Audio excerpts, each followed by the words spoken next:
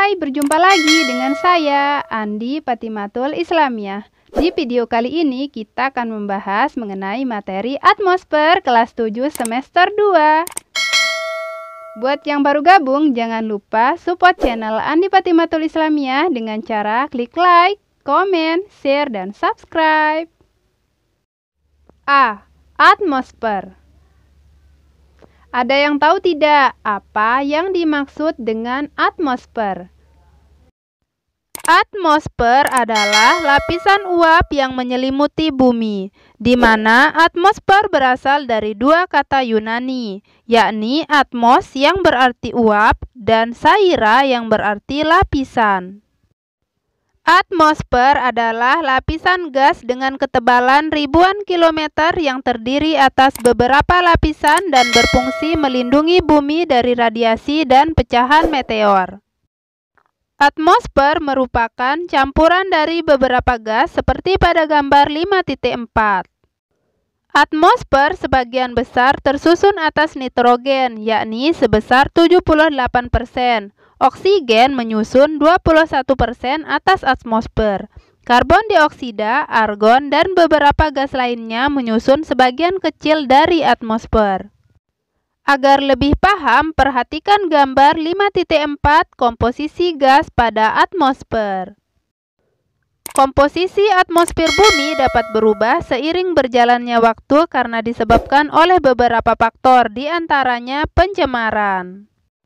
Misalnya, pencemaran udara, air, ataupun tanah dapat meningkatkan jumlah karbon dioksida di atmosfer. Manfaat atmosfer diantaranya yaitu: yang pertama, melindungi bumi dari paparan radiasi sinar ultraviolet dan lapisan ozon, karena sinar ultraviolet sangat berbahaya bagi kehidupan di bumi. Yang kedua, melindungi bumi dari benda-benda luar angkasa yang jatuh akibat gaya gravitasi bumi. Yang ketiga, atmosfer dimanfaatkan sebagai media cuaca yang bisa mempengaruhi hujan, badai, topan, angin, salju, awan, dan lainnya. Yang keempat, memiliki kandungan berbagai macam gas yang diperlukan oleh manusia, tumbuhan, dan juga hewan untuk bernapas dan kebutuhan lainnya. 1. Lapisan atmosfer. Atmosfer bumi terdiri atas 5 lapisan, yaitu: yang pertama, troposfer. Yang kedua, stratosfer. Yang ketiga, mesosfer. Yang keempat, termosfer. Yang kelima, eksosfer.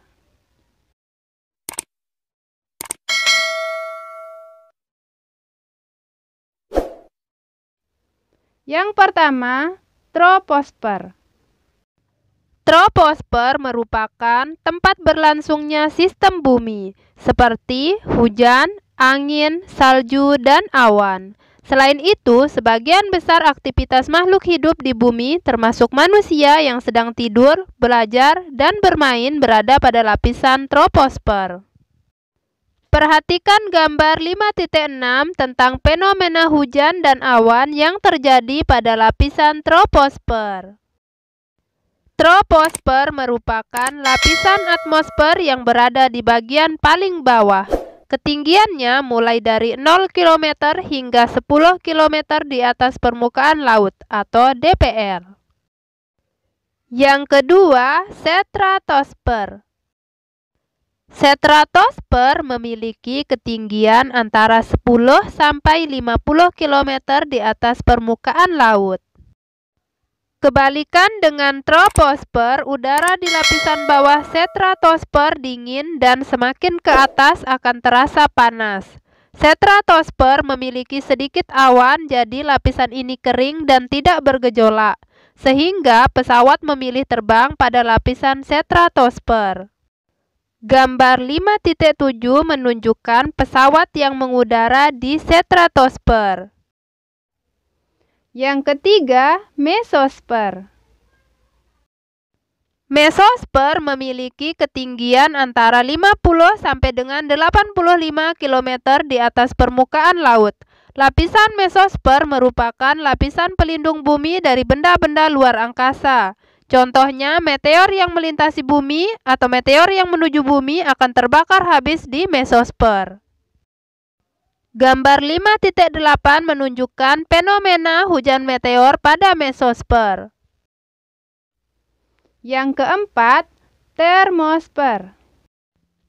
Lapisan termosfer memiliki ketinggian antara 85 sampai dengan 500 km di atas permukaan laut. Dinamakan termosfer karena suhunya sangat panas, yakni mencapai 1982 derajat Celcius. Selain sebagai tempat mengorbitnya teleskop Hubble dan pesawat ulang-alik, termosfer juga berfungsi sebagai pelindung bumi dari radiasi ultraviolet.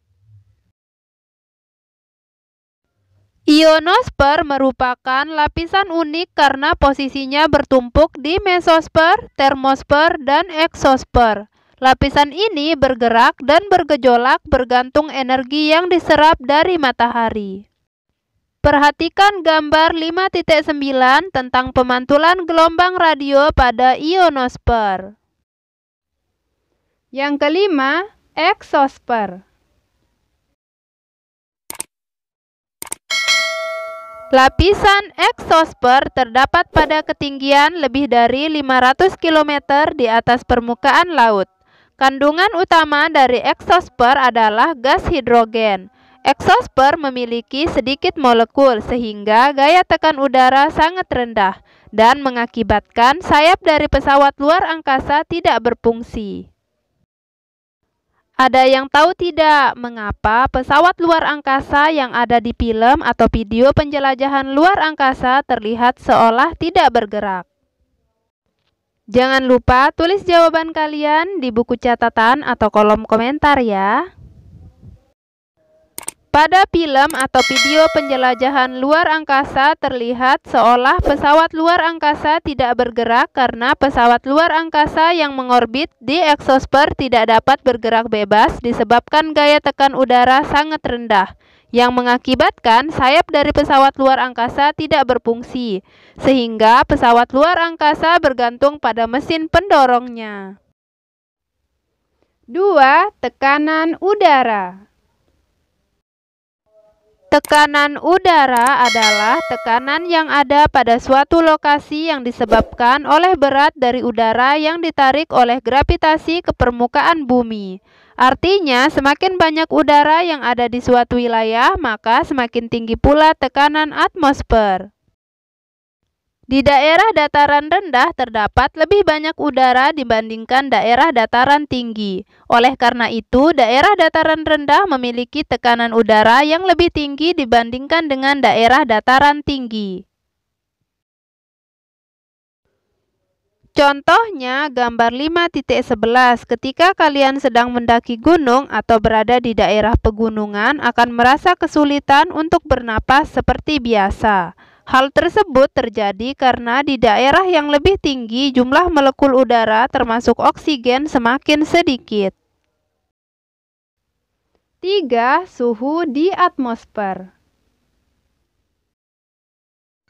Energi matahari dipancarkan dengan radiasi ke seluruh sistem galaksi Bima Sakti.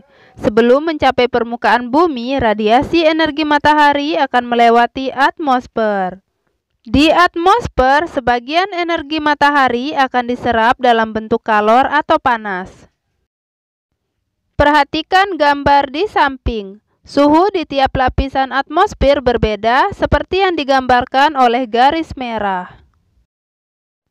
Lapisan troposfer memiliki suhu antara minus 52 derajat Celcius hingga 17 derajat Celcius. Bagian terendah dari stratosfer memiliki suhu paling hangat, karena permukaan bumi menyerap energi radiasi matahari kemudian menyalurkannya ke udara di atasnya. Pada lapisan mesosfer semakin tinggi maka temperaturnya semakin rendah karena mesosfer tersusun atas molekul gas yang sulit menyerap energi matahari. Lapisan termosfer dan eksosfer merupakan lapisan pertama yang menerima radiasi energi matahari dan memiliki jumlah molekul yang sedikit. Namun, molekul pada dua lapisan ini sangat efektif menyerap energi matahari. Akibatnya, semakin tinggi ketinggiannya, semakin besar pula temperaturnya. 4. Lapisan ozon. Lapisan ozon adalah lapisan gas alam berisi oksigen luar biasa yang berada di lapisan stratosfer. Ozon disebut oksigen luar biasa karena terdiri dari 3 atom oksigen, sedangkan oksigen normal hanya terdiri dari 2 atom oksigen. Lapisan ozon terbentuk ketika beberapa jenis pelepasan listrik atau radiasi membelah dua atom dalam molekul oksigen. Kemudian, molekul tersebut bersatu kembali dengan jenis molekul lain untuk membentuk ozon. Fungsi lapisan ozon diantaranya yaitu yang pertama, membantu keseimbangan suhu di bumi untuk mengurangi pemanasan global. Yang kedua, menyerap radiasi sinar ultraviolet penyebab kanker kulit pada manusia dan hewan. Lapisan ozon dapat menyerap sekitar 98%. Yang ketiga, mencegah sinar ultraviolet ke permukaan bumi agar tidak berlebihan. Sinar UV yang berlebihan dapat membahayakan kehidupan di bumi. Yang keempat, melindungi bumi dari benda-benda langit. Faktor utama pembentuk lubang ozon disebut pemanasan global. Pemanasan global terjadi karena karbon dioksida yang terbentuk dari gas rumah kaca. Penggunaan zat perusak ozon seperti CFC dan HCFC juga menjadi faktor penyebab timbulnya lubang ozon. Perhatikan gambar 5.13 tentang proses pemecahan molekul ozon oleh CFC. Pemecahan molekul ozon oleh CFC mengakibatkan penurunan konsentrasi ozon secara berkala. Penurunan ozon tersebut terjadi di bagian kutub utara atau Antartika. Fenomena ini disebut lubang ozon. Perhatikan gambar 5.14 tentang perubahan lubang ozon dari tahun 1980 sampai dengan 2010. Hasil pengamatan NASA menunjukkan bahwa lubang ozon semakin membesar dari tahun 1980 hingga tahun 2010. Pada gambar 5.14 tersebut terlihat warna biru tua menggambarkan konsentrasi ozon yang paling rendah. Dari gambar tersebut dapat diketahui bahwa dari tahun 1980 sampai dengan 2010, luas atmosfer dengan konsentrasi ozon rendah semakin meluas. Hal ini menunjukkan dampak serius dari penggunaan CFC. Mari lestarikan lingkungan untuk menjaga bumi kita. Buat yang baru gabung, jangan lupa support channel Andi Patimatul Islamiyah dengan cara klik like, komen, share, dan subscribe. Jangan lupa kunjungi playlist Andi Patimatul Islamiyah karena dalam satu buku akan dijadikan satu playlist. Dan jangan lupa kunjungi komunitasku juga ya.